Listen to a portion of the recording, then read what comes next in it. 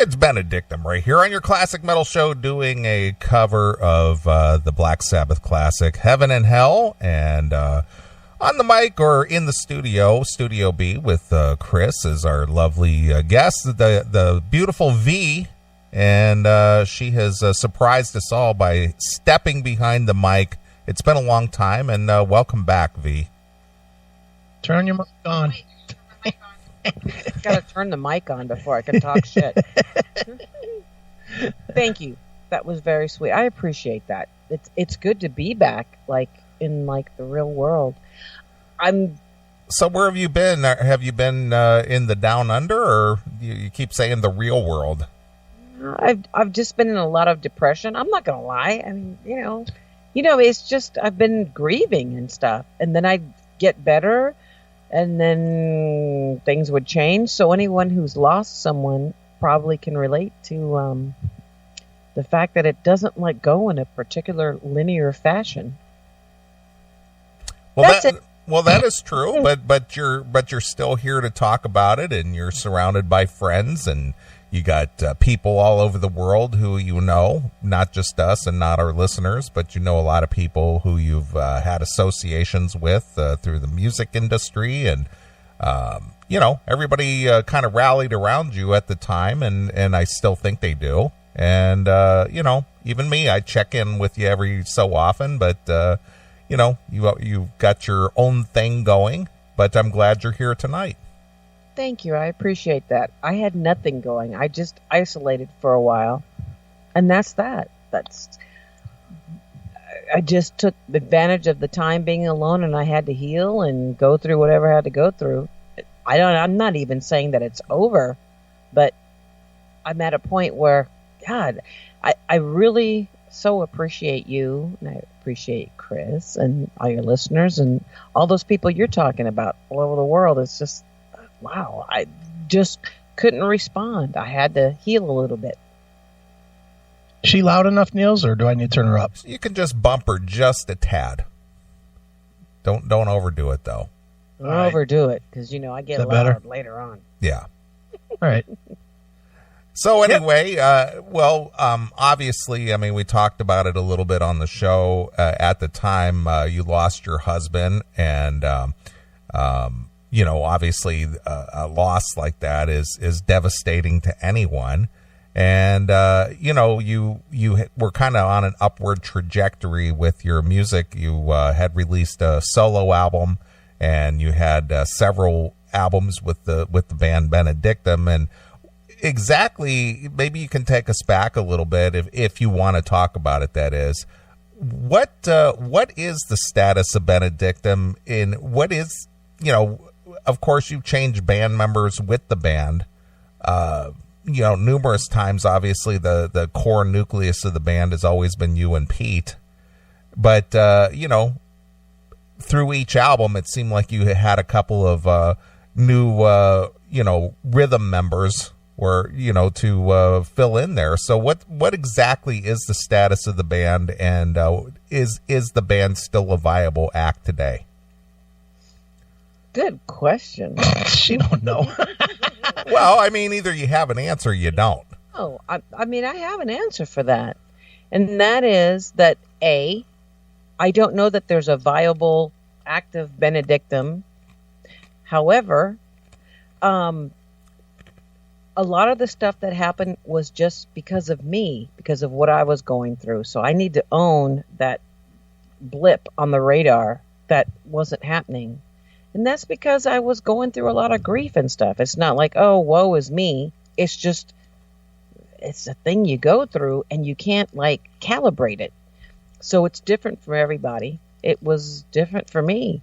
And there was a point where I thought things were going really well, and then there's a point where it wasn't, and I just didn't want to be. So I'm really happy to even be here talking to you guys. That being said, as far as Benedictum, we've always had, like, it's been a very fluid thing where we're going through different members and all of that. Pete is still a viable member of Benedictum, but he's going through his life, and there hasn't been enough happening that is making everybody get together to do that, the coalition thing of making it happen, because the music business, as Yeah. is not like what it used to be. So that being said, I was very, very grateful and very fortunate to have people like Ed and Mark and Eddie and the people that I had on the East Coast to help keep things going. A lot of the band members that I had, being Eric Avina and Rickard, they had a chance to work with Jag Panzer. More power to them. I mean, we weren't in a position. I mean, you know how the music business is. It's not a financially viable thing, right, for a lot of us. So they had a chance to do that. Why would I feel bad about that? So I waited a while, and then I was going through my own stuff, and then I had a chance to work with some people that were very like-minded as far as knowing that you're not going to make any money. Right. And that, come on, let's get real. Especially in this particular genre of music. So the goal was, let's go to Europe, let's do this stuff. And we did. I had my qualms about it, but they had to be with a group of people who had never been, and just to be in that energy of people who really wanted to go forward and play in Europe and do whatever. It was kind of cool, but me being old school, right? It was like, oh shit, but you have to have this in place, you have to have that in place. But it was cool. We had some cool stuff. I just got really sick, and it doesn't mean that they didn't kick ass, because they did every single show. And I need to give a shout out to Sean Peck, because he was a big catalyst for this whole thing, and what he's doing right now. So more power to you. Yeah, Sean rules, man. That Three Tremors record is pretty cool, isn't actually. it awesome? Yeah. I mean, we were doing that whole thing before they had the record done, and he's very forward thinking. He's always been that kind of guy. Back in the day in San Diego, right? He was very, very responsible for me even getting into this stuff, right? Because that was when I was in Melody, and he was doing his thing with Cage, and right. He was always good to me. Yeah. I've got no complaint. Sean's good people. He likes to call himself by third person a lot, but he's good people. He's a badass. I mean, he's got that. He's the most ambitious person that I've met in this. I have to. I'll tell you this, and Neely, you can vouch for me on this. The first time we had Sean on the show, and we're fans. We especially me. I love everything that he's doing. Death Dealer and Cage and Three Tremors and all that. I love all that stuff that he's doing. But the first time we had him on the show, every time he referred to himself, it was third person. So he was like, well, when Sean Peck shows up for a recording, then Sean Peck is there. So then I started asking him questions the same way. I was like, well, when Sean Peck shows up at the studio, how does Sean Peck position his microphone? He's good people though. I like him. You like him, Neely? Yeah, well, absolutely. I actually, what was kind of funny, Veronica, is when Chris took his hiatus from the show for 2.5 years.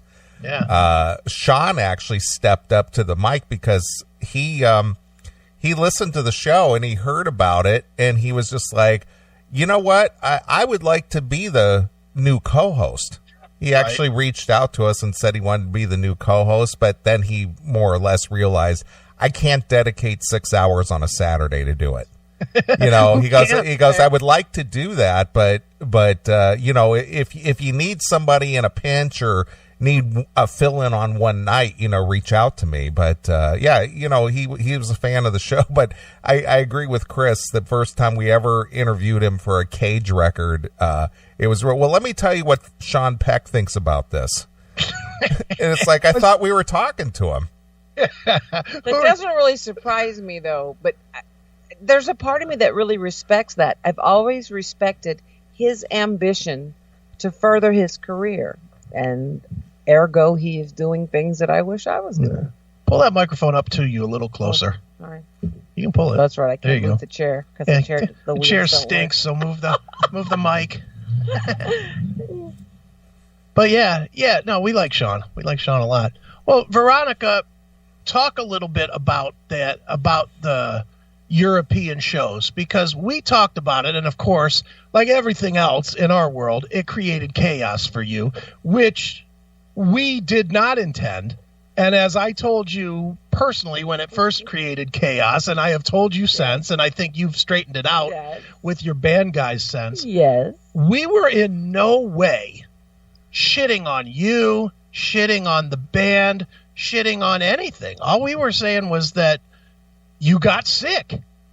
And it was taken very out of context, and I'll say it from my head only, and then you can say it from your space. But it really, your guy didn't understand how me and you get on, and took it as very disrespectful, which I can see, I guess. But you know what? It wasn't. Okay. And you, I mean, me and you worked it out, but man, that first night when you called me, it was like, whoa, what did you say? Yeah. Okay. So let's get to it.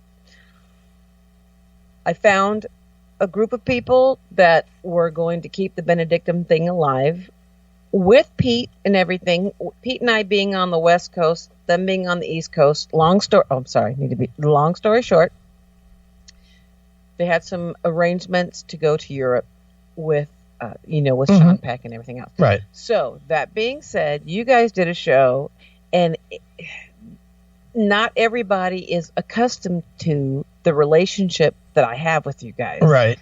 So that being said, it came off like, wow, why would you let somebody talk about you like that? And what's up with that? And it made us look like we were hacks and stuff, and they were not. They, meaning the representatives of Benedictum, the band that I had, that we had, they kicked ass. Yeah. But that wasn't the thing. So when I got the text about check this out, it had something about Nazi in it, and I thought that it was the link to the stuff we'd done with Irfan, which, right? That was all funny. You guys use it in your little opening thing every now and then, and it's all cool. So I didn't even bother to listen to it. Later on, I listened to it because Ed called me and he said, you know what? This is kind of bullshit. What's up with that? Why do you let people talk to you about that? It made us look like we're a bunch of hacks. And I listened to it and I was like, oh, fuck. And then I called you and I'm like, what the hell? And I was now like, I understand. But it was funny because I was like, and Neely will vouch for me on this. I never know what comes out of my fucking mouth the minute it's out. It's done. I don't know. But I called Neely that night and I said, hey, did we shit on Veronica or her band? And he was like, well, we talked about it 3 weeks ago in this segment, and he listened back to it. He's like, no, we didn't say anything bad. And then I listened to it. And I was like, what the fuck? Right. So then I called you back and was like, did you listen to this? And you were like, no. I was like, well, you need to listen to it. Right. And when I listened to it, I was like, damn, everything you said as it pertained to me, I couldn't really argue with you because you and I were trying to put stuff together, and it is what it is. Yeah. And I was just going through a time with my grief and all that kind of stuff. But that being said, I don't have anything. It's not like, oh, wow, you trashed me or anything like that. Right, yeah. But there's a lot of people, most people don't realize the relationship we have as friends. So that would be. Yeah, I get it now. I mean, I get it now. And I hope your dudes are calmer now. Well, I hope that you can call Ed. Yeah, we might. Did you get the text that I sent you? I don't even know where my phone is. Look at your phone. Give that to me. I don't have a text. I think I sent you his. I don't have a text. Maybe you texted him. No. I don't know. Do you want to call him, Neely, to make nice or no? Let's just get to where we're at with Veronica, though. All right. Well, who heard the show, Veronica, to say that? That's why I wanted, but I don't want to cause any. No. That's not the thing. I was just surprised that somebody that you're associated listens to the show. That's kind of what. Wow. Okay. We're always surprised when anybody listens to the show. What the fuck? That is true, because I'll tell you about somebody who was pissed off and didn't hear what we said. A few years ago, over in some European show, there was a quote-unquote Jafria reunion.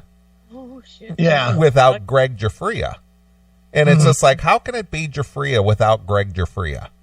Right. You know, when the main guy is gone, who has the name, and he's not even in the band, how is it Jafria? Right. All right, that's a different. Yeah, okay, it was that project with David Glenn Isley and Craig Goldie and Krieger. Krieger, yeah. Yeah, Krieger was the drummer. And Dokken played the same show. Right. And we were being critical of not the performance, but the sound in the venue was shit. Right. And you know, we had basically had gotten a recording of the show, and basically the accommodations were shit, and it sounded like it just sounded Shit. bad for both bands. Right. And word got back to Don that said these guys were trashing you. I didn't even know this. Don was mad? Oh yeah, he was mad. He was mad at us? Yeah. So he called me up. He called me up one night, and he was kind of mad, and he goes, what's this I hear that you were trashing me? And I said, what are you talking about? And he says, the show in Europe. And I go, what about it? And he says, well, I got a couple of text messages that you and Chris were trashing me. And I said, Don, we've been friends for a long time. Why would I do that? Well, that's what they were saying. They said that you were bad-mouthing me. And I said, did you hear the segment? And he said, no, I just took their word for it. And so I sent him the link to the segment, and he heard it, and he goes, oh, yeah, it was a pretty shit show. And I said, well, this was no reflection on you personally. We were just talking about the overall accommodations and the sound and, the venue and everything. It had nothing to do with you personally. Oh, well, because several people had told me that you guys were trashing me. But that's how it happens. Yeah, it does. And we because we rattle the cage, we get accused of it probably more than most, wouldn't you think? I would think so, yeah. Yeah, I mean, you rattled that cage. Well, of course. I mean, you shaking that cage. And I'm proud of that fact. You're looking at that cage crooked. I'm kicking that cage if I can. I'm all about kicking well, it hard. the thing is that you get. I'm just going to use Eddie Trunk as an example. He'll never badmouth anybody or say anything, negative for the most part about anyone. Right. Even if it's bad, he won't say it's bad. And me, Chris, and I, we have nothing to lose. We don't have sponsors, and we don't care. And what can they do to us? And we'll just be honest. And most people go, yeah, I saw that too. That was shit. You guys called it right on the head.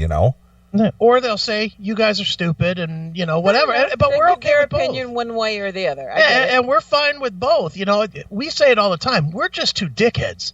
We're not fucking any kind of knowledge base, because people we get that comment all the time on YouTube where people will be like, you guys should get your facts straight if you're going to have a show. And it's like, you know what? You can suck my fucking left nut until my right one comes through your fucking intestines, you fucking cocksucker.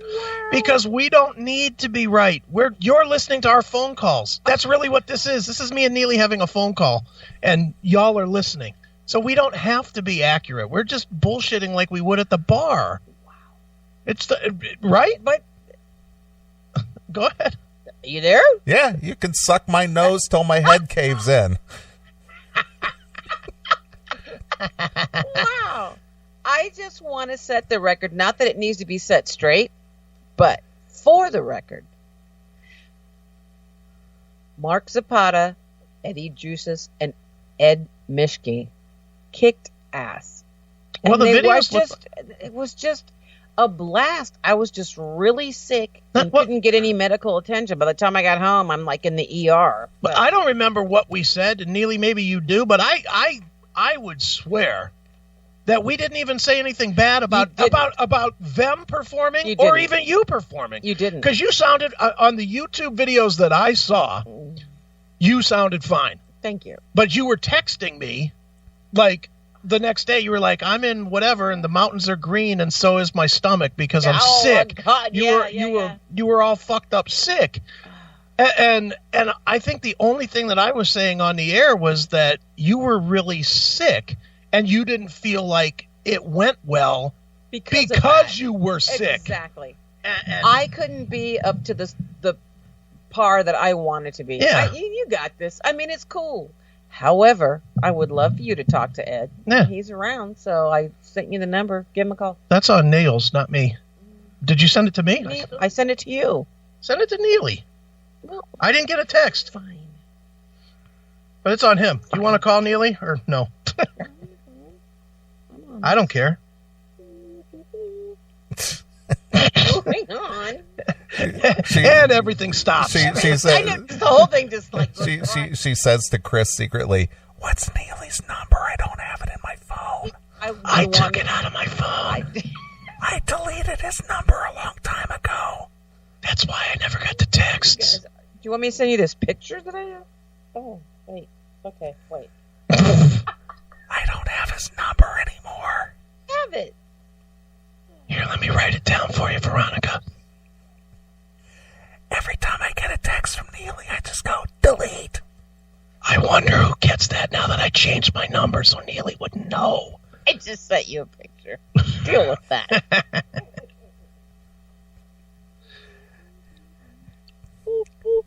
Some stranger in Wisconsin just got a naked picture of Veronica. Oh my God! Can I tell you a story? Wait, remember I have to tell you the casino story. All right. Remember? And then I have to tell you the other story. Well, tell away. Okay. So in the casino, this is before Irvin passed, I think. Anyway, I went to San Diego to visit my best friend, Christy. Okay. And we went to Viejas Casino. Mm-hmm. And at first I was winning, and then I was losing. And I was like, whatever. And I just have this thing, I'm going to make my money back. Yeah. And this guy was really good looking, was sitting next to me, and he's like, so I see you're not doing that well. And I'm like, okay. Thanks. Thank you for bringing that up. So, you need some more money? I'm like, no, I'm done. I'm ready to go back to my room. Oh, wow. Do you need company? So, you have really great breasts. And I'm like, what? Wait. Well, at least we know he's not blind. Well, and I'm like, whoa. So I went to some other aisle because I was like, did you say I know? No, I just didn't say. I was like, whoa, okay. So I just cashed. You know how you can cash out little things. So wait a minute. You can't just say. I'm not done. No, but how did you get away from him? Did you say thanks and turn, or did you? I did say thanks. Yeah. I said thanks. I said okay, thanks, and then I just. And then you turned and burned. Button, right. Turned and burned. Okay. Then he sits next to me again. I hope you weren't offended by what I said, but I know you're not doing too well right now. Oh my God. And I'll pay you $800 if you'll go to my room, or we can even go to your room, because I had mentioned that I had a room here. Mm-hmm. And I won't touch them. I won't do anything. I just want to look. I just want to look at your. Please wait a minute. Wait a minute. $800, $400 a tit, huh? It's $1 a pound. Just to look at it. I won't touch him. I won't do that. I just want to see him. Please tell me you took the money. No. I was like, no way, because I knew, because he had already said, well, I'm here with my girlfriend, and I'm like, dude, I don't have time for this. And then wait a minute. Stop. Did you give him the? No way, you got time for that. Pretty much. I was like, you didn't have time for 30 seconds to whip your tits out and say, here you go, pay me. No, pay me first, and now here you go. Just a look. Okay, that would have been like you go 1, 2, 3, 4. Here's the first one.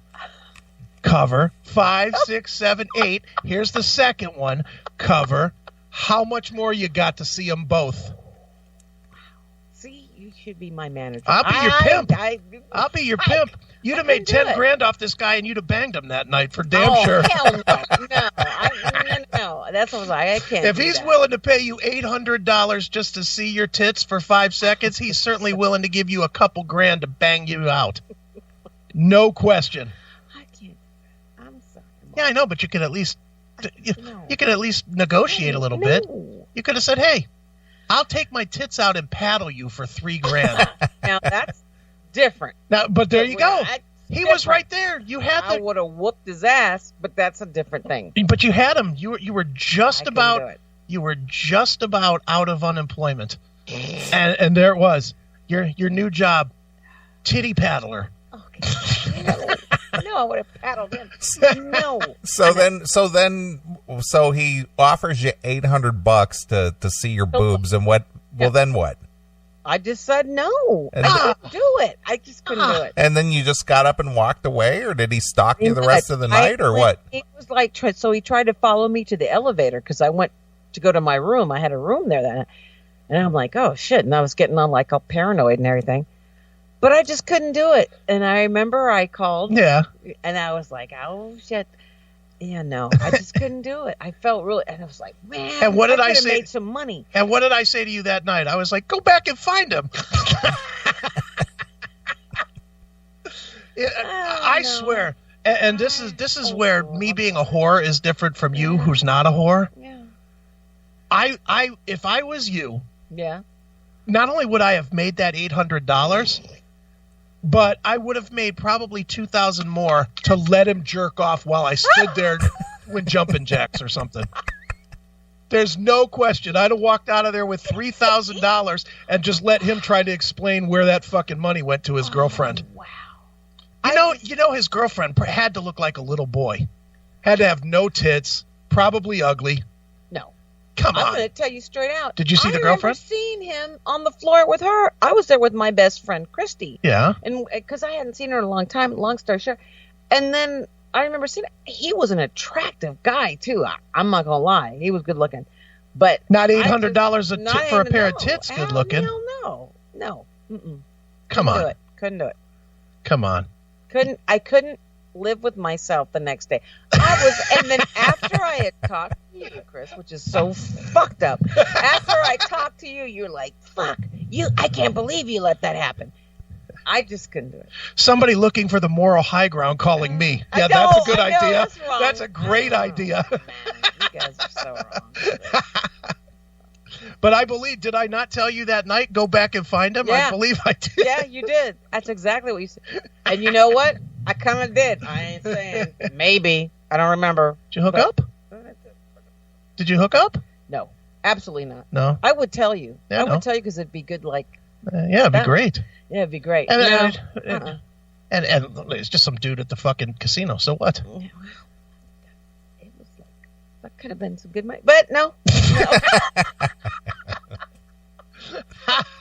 Wow. All right, moving on. See the kind of stuff that goes on off the mic, Neely? Yeah, I see that. Dude, that night was so funny because she called me and it was literally... Why did I call you? Because, I don't know why. Because I probably didn't have anybody else that would be straight with you. Because you've told me that before, that I'm the only one that will be, like, deadly honest. Deadly. And I just I cannot even fathom turning down that money for doing nothing. That literally, you could have got $400 from him to fucking touch his dick through his pants. You could have said, look, dude, I'll give you the $1,200 bonus package. I'll show you my tits and I'll brush my knuckles against your joint.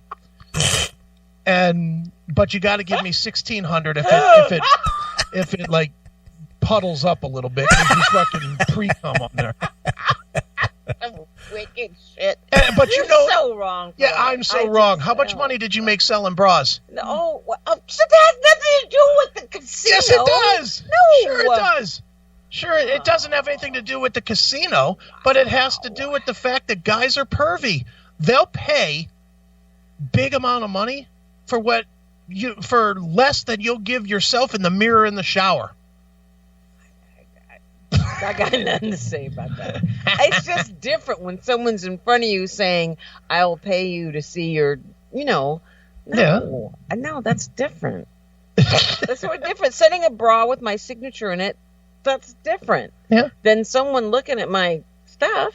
You know. Well, that's one thing guys will never understand, because there's not a chick alive out there that'll say, "I'll give you $800 to see your junk." No. Well, yeah. If there's any girls out there that want it, I'll send a picture of my dick. I'll send a condom, and I will jerk off in the condom and give you a sperm sample in the condom for $800. Wow! And if there's more than one order, hey, if there's 10 orders, Neely special. If there's 10 orders, I will sit in bed all day watching porn, jerking off in rubbers, and fucking mailing that gross shit out. This is for you. This is for you. I'll sign it. Do both of you guys watch porn? He doesn't. I'm just not a big. I love it. I love it. There's nothing like hitting the amateurs button on X videos to really get going. Neely, you? Have I? No, I am not an avid porn watcher. No, I'm just not. I'm not. That comes from just probably like a low self-esteem thing or something. But Chris, you're just like all about it. I love it. Is it going to weird you out when one of them sex dolls that they can make, and I have the Veronica in the closet? Is that going to weird you out any? Wow. Am I getting my percentage for licensing? Well, I don't know. You wouldn't take $800 just to show the sample model. I mean, shit. If you wouldn't take $800 to show them, what are you going to do if people are buying the Veronica? I have a problem with that. I have to get my attorney on that. If they had a Veronica model, would it weird you out seeing somebody disconnecting the pussy to wash it out when they were done? Would that be gross? Just seeing them disconnecting your pussy from your hip and then sticking it in the sink or something? With a little, like one of those little baby bottle brushes. Come on. No. My stuff is like pristine. No, yours may be, but... Not the doll. But if I was fucking the doll, of course I would come in it. I got to clean it. What am I going to do? Fuck the old dried flakes? Oh, Jesus. And what am I going to do here? Come on. Security. Oh. I'm home again. Here we go. Now you're regretting. Now you're regretting getting on that plane. Go back into my little cubby hole. Wow. Well, we'll see you in a year. See you in another year and a half. Wow. Oh, Neely, you're supposed to be like rescuing me. Well, but the thing is, Veronica, since you're kind of playing catch up here, in 2018, a hot subject here on the show is the emergence of these real dolls, these robot dolls, and they're cheap, and they're coming on as technology advances. They're becoming almost lifelike. And it's just like, well, you don't have to put up with the bitching. You don't have to put up with the saying no. You don't have to put up with the nonsense. You just can bang it, knock it off the bed, and have a good night's sleep. Come over here real quick and look at the Veronica doll. Don't even start. Somebody put it in the chat room. Yeah. They're saying this is pretty close to... Yeah, just take the headphones off and come here real quick.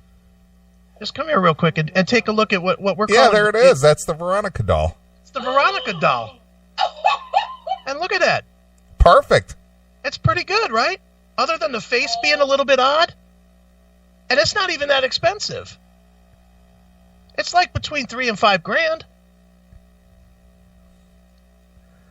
Look at Believe that. me, to be fun. That's amazing.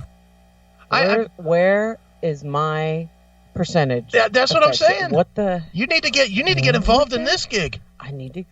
Wow. I bet I wouldn't have to pay this doll $800 to pull that bathing suit to the side. I'll bet I could see those tits anytime I wanted. You just take care of your business. And I mean, and here's the deal: this thing's like $3,000 to $5,000, somewhere in that range. If I was dating you for a year, you'd be. I'd spend a lot more than $3,000 to $5,000. Fucking right. Definitely concur with that. I'd spend that just in condoms. Oh, people, do you understand my pain? Okay, please, somebody feel my pain. Why I was like underground for a while. You're afraid to come up and have us talk to you. It's like, hey, Veronica, welcome back to the real world. God, that's crazy. Whew, okay. Moving on. Look at John in the chat room. How could you fuck one of those and not feel like a massive creepy loser? I'll tell you how. When Stephanie is fucking crabbing at you, you know, then tell me about being a creepy loser when you're getting nagged at about something. Because you know what? Once I'm done coming in its mouth, I'm just gonna fucking throw it to the side. It's not gonna it's not gonna yell at me about I shouldn't have done that. It's gonna sit there until I decide to clean the flakes out of its throat. Okay, this is terrible. But if the stork always brings a baby. The stork? Yeah. Then what bird never brings a baby? What bird? I don't know. The swallow. Well, there you go. Perfect. Come on, that's a good one. But you didn't hear that from me. Yeah. What's up with all the disgusting jokes you're telling, Veronica? This is a clean show. Come on. That was a good one. This is a Christian show. What are you doing? What bird always brings me? Never. Fine. Jesus wouldn't appreciate that joke. Oh, don't go there. All right. Chris needs a step sex doll? Fuck yes. I'd fuck the tar out of John's wife. Are you kidding me? Just never mind. It was a bird joke. It's fine. I'd fuck the tar out of her hernia scar now. What do you think of that, John? Time out. I'm kind of... Are you getting... there's no more coffee to have, darling. But you can get more wine. Go ahead. All right. She's away. Now what do you want to talk about secretly?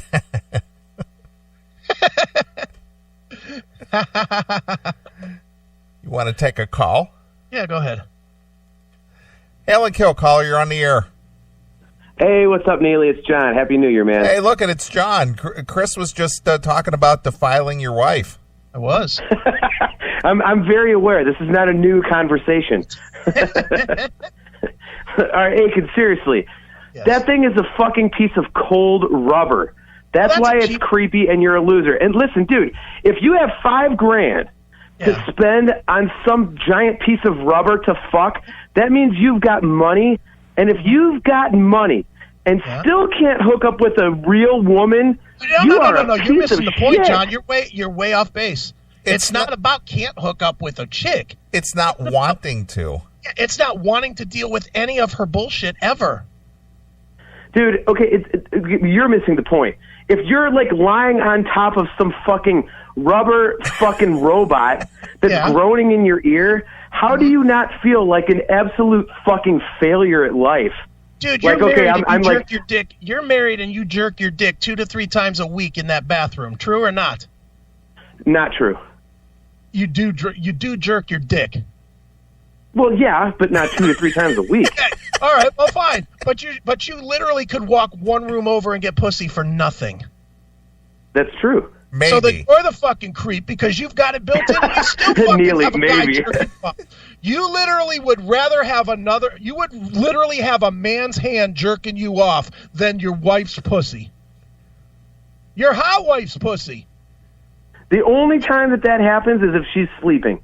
So usually it's pretty much like if she goes to bed early and I'm like, well, there went that. Wake her up. You bought the ticket for fucking built-in sex. But you still... Well, I do that. You still 15, 20 times a year have a man's hand jerking you off versus when you have a vagina available. Don't give me that I'm a creep. You're just as bad.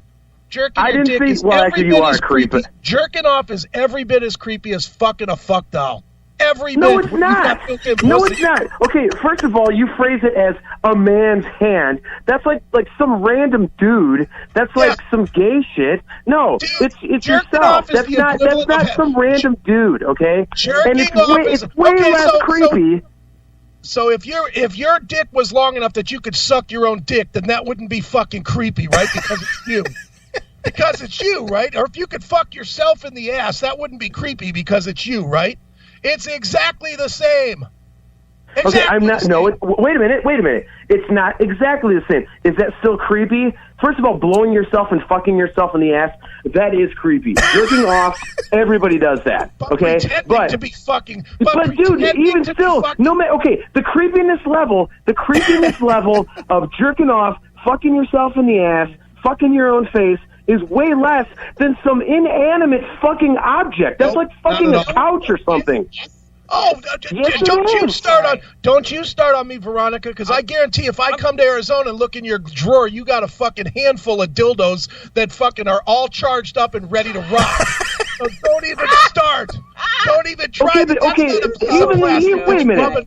Even that doesn't count. Don't even tell me that you don't have I'm not going to be rattled by this. You absolutely have a bean vibrator in your goddamn drawer. So don't even start. Okay, it's different for women. That's different for women, dude, because that's penetration. It's like fucking a finger is like basically the size of like the tiniest fucking pecker ever. So they gotta have something, unless you have a tiny pecker fetish. I mean, your point is somewhat valid, but not all the way. Yeah, I'm valid. You're just wrong. No, you're not. It's a fucking hunk of rubber. You creepy fucker. So what? Okay, so if you put when you jerk your dick, do you fucking use like lube or hand lotion or whatever? No. How can you fucking jerk your dick without any kind of hand lotion? It's a dry jerk. Ugh. Ugh, dude. I'll tell you what though. I've got to say, just putting the image in my head, Stephanie's pussy must feel amazing after dry dick. Get in there and get a nice, wet, soft, fucking velvet-feeling pussy. That's got to feel fantastic after fucking just dry skin on dry skin, unless you're pissing on your hand to fucking work your dick better. No, it's not. It's absolutely nothing like that, dude. You don't have to have like fucking lube. I mean, you just don't have to. Yes, you do. No, you don't. How okay, is the jerking off about, is it just about coming, or is it about having that whole vision of sex? It's pretty much just about coming. Oh, see, that's where we're different. But it's okay, always but here's the thing. But it's specifically because of what you just said. I have pussy in the next room. Yeah, but you don't. And I'm trying not to wake her up. You choose not. Now because I get I'm trying to be a good husband and let her fucking sleep. Crazy. Wake her up. Okay, I can, but sometimes she's really fucking tired. I know she's not in the mood, so I leave her the fuck alone. First of all, if I know anything about Stephanie, that's a lie. It's not a lie. To her, it's a lie. To me, it's the truth. Stephanie? To me, it's the truth. To her, it's a lie. not even gonna pull punches on that one. All right, get off my phone, you fuck. All right, my manager's calling. Hail and kill, fuck you, pal. Hey, Joe. All right. Wow.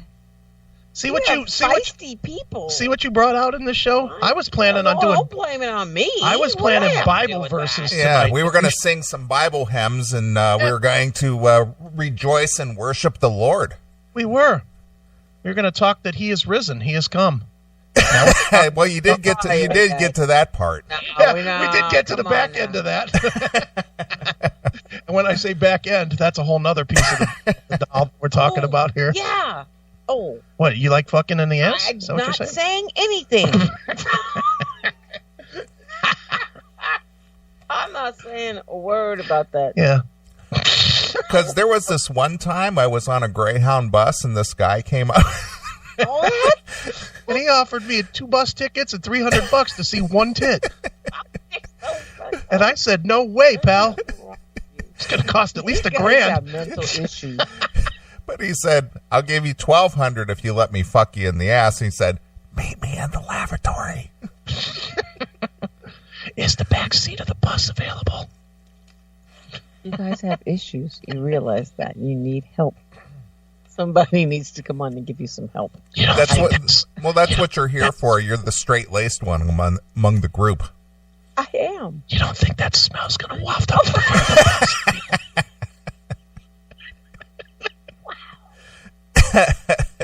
Oh wow! What do you think? What do you think? Whatever. Ass sex on a bus would smell like? God, come on now, that's just. So I mean, honestly, bad. I mean, ass sex has that kind of wafting stink anyway sometimes. Can you imagine on a bus that already smells halfway of piss and shit? Oh, God. I know about all that. It smelled like a New York subway at 2 a.m. You would know, not me. Wow. Well, getting back to Veronica. Deeper. No, let's not. Keep me far away from this. Wow. Go ahead, Niels. Well, what I was going to bring this back around now that Veronica is thoroughly disgusted. So in closing, so at this point, as you emerge from your depression and the fact that you have gone out there and performed some shows in Europe, do you have continued aspirations to perform, in a band or even in a solo capacity, or is that, something that you're thinking maybe it's time to put it away, or where are you at in your head as far as that's concerned? Okay, to be extremely honest, I have some songs that I would like to do that I have in my head. I don't play an instrument, so it's hard for me to articulate the stuff sometimes. Well, isn't your voice your instrument? Let me. Wow. But yeah, I have a few tunes that I would like to do in 2019. The way I'd like to do them, and that's just it. That's something that's on the back burner. In the meantime, I'm really focused on paying my bills and getting the business going. I know you don't want to talk about the business, Chris, but that's where I'm at. And that's where I need to be right now, is like really focused. But music is a part of me, so I can't say that no. And I have stuff in my head that I want to get out. So yeah, I'd like to do that by the end of this year. So it's more or less a recording thing than an actual performing. But yeah, you have to do the recording first. I'd like to put it in the right order. I'd like to have some new music and then go out and promote that. That's what I'd like to do. Yeah, but you're not going to go full bore anymore either, right? I don't know what's going to happen, but no, that's not I'm going to do this thing and I'm going to have this whole big album. I have some songs I'd like to put out. Right. Let's see what happens. And if there's an interest in it, then I'll go and promote it. Right. That'll work. Yeah. Yeah. That's good enough. And I'm going to sing all the backgrounds on it. Absolutely. Not you heard my wonderful what voice. I heard today. Yeah. You're a good singer. Oh, stop. Yeah, whatever. No, you are, though. I mean, I don't lie about stuff. I know I'm fantastic. No, I didn't say all that. Yeah, whatever. So Neely, help me here. Well, I would. But you do have a few ideas that you want to, at least get down there. But when you say you want to go out and promote them, in what capacity do you think? Because what we've learned, and I'm sure you're well aware of it, the quote unquote fans, they're not really open or receptive to new stuff for whatever reason. I don't know why. But, even the veteran bands or even the legacy bands, whenever they do new material, the fans, even though they're supposedly diehard fans of a band or a performer, they don't even seem to care. And I don't know why that is. That's probably for someone who's totally established. And as much as I love Benedictum and our fans that like Benedictum, love that, we're not like this huge established band that someone is expecting a particular thing from. True. You don't have any radio hits per se. Right. So if we were to come up with something else, I think that people would be open to it. It's not like we're locked in. That's the beauty. That's the positive thing of it. That's the beauty of it. So we still have the creativity left. Whereas a lot of other people that may be higher up on the ladder, people are like, oh, well, okay, these bands have come up with this and we're expecting more of the same. I had the freedom to do something different and then get a whole new set of, not so much new set of fans, but expand our set of fans, or maybe not. But that's the way it goes. Right. be the freedom to have creativity. That's a cool thing.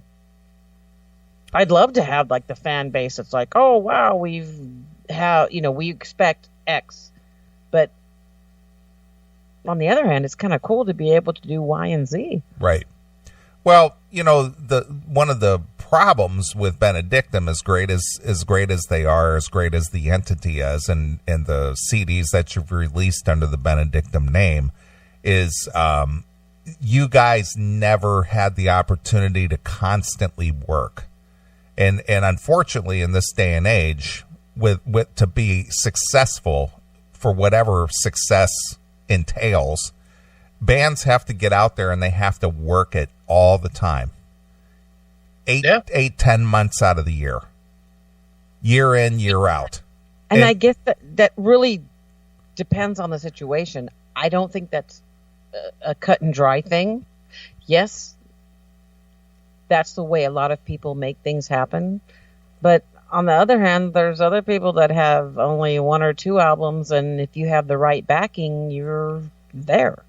Or if you have a history and you come up with something new and you're there because you have a history. And that's all good. I don't like take anything away from that. But for me, I don't know what the future is going to bring. I just know that I'd like to still create some music. And that's like where I want to leave it. I don't know where it's going to go. Even if it's just stuff that I create on my own, just to get that creative muse out. That's cool. Right. But if not, Well, bringing that up, looking back now, it's been a few years. You released a record under your own, a solo record, I guess you would call it. Yeah. How do you view that today? When you look back at that, how do you view that? I know that everybody says, well, that was my first solo record. I'm very proud of that. The standard answer. But critiquing your own work, looking back at your solo release, how do you view that today? Exactly the same. That was my first solo record, and I'm really proud of that. It was a chance to see the other side of the V, and I don't have any regrets about it at all. Yeah, you didn't even have to pay $800 to see it. And I've seen both the front and the back of the V, and both sides are pretty incredible. What are you trying to say? You didn't have to pay $800, did you? Wow. Oh, wow. I would say, there she comes, and then as she walks by, there she goes. There she is. Free! I do have a front and a back. Wow. Okay. So it's like that. No, but that was. I'd like to do another one like that, but I'd like to do another record that's kind of different. I mean, are you guys Rammstein fans at all? We know them. We know of them. It's like a lot more along that. I just have an idea in my head. You want to sing Du Hast? Du Hast. Oh, Du Hast. Du Hast. Don't get me started. It's that German thing. Yeah, it's a German thing. Okay, moving on. Okay, don't get me started on that. Well, what do you want to do, Nelly? You want to play tunes? What well, do you do? I got a half a stock about right now, so. Yeah, what?